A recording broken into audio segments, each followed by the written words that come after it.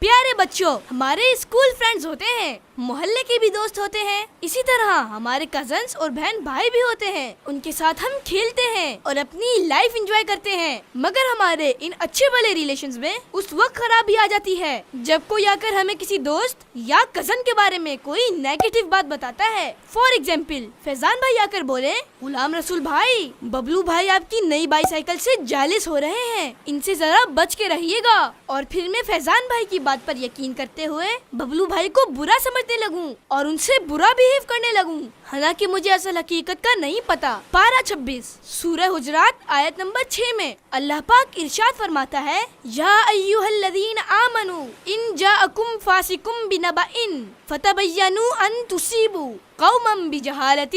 فتصبحوا علی ما فعلتم نادمین، جس کا ترجمہ ہے کہ اے ایمان والو، اگر کوئی فاسق تمہارے پاس کوئی خبر لائے تو تحقیق کر لو، کہیں کسی قوم کو انجانے میں تکلیف نہ دے بیٹھو، پھر اپنے کیے پر شرمندہ ہونا پڑے۔ یعنی اے ایمان والو، اگر کوئی فاسق تمہارے پاس کوئی خبر لائے جس میں کسی کی شکایت ہو تو صرف اس کی بات پر بلیو یعنی اعتماد نہ کرو، بلکہ تحقیق کر لو کہ وہ صحیح ہے یا نہیں، کیونکہ جو گناہ سے نہیں بچا وہ جھوٹ سے بھی نہ بچے گا، اور اگر حقیقت جانے بغیر کسی کو تکلیف دے دی اور بعد میں معلوم ہو کہ خبر غلط تھی تو پھر شرمندگی ہوگی۔ پیارے بچوں، اس آیت سے معلوم ہوا کہ دین اسلام ان کاموں سے روکتا ہے جن سے سوسائٹی کا امن خراب ہوتا ہے، اور وہ کام کرنے کا حکم دیتا ہے جن سے سوسائٹی میں امن و سکون آتا ہے۔ جیسا کہ بیان کی گئی آیت مبارکہ کے حکم پر اگر ہم عمل کریں تو ہمارے معاشرے میں امن آ سکتا ہے، کیونکہ ہمارے یہاں لڑائی جھگڑے ہوتے ہی اس وجہ سے ہیں کہ جب کسی کو کوئی اطلاع دی جاتی ہے تو وہ اس کی تصدیق نہیں کرتا، بلکہ فوراً غصے میں آ جاتا ہے اور وہ کام کر بیٹھتا ہے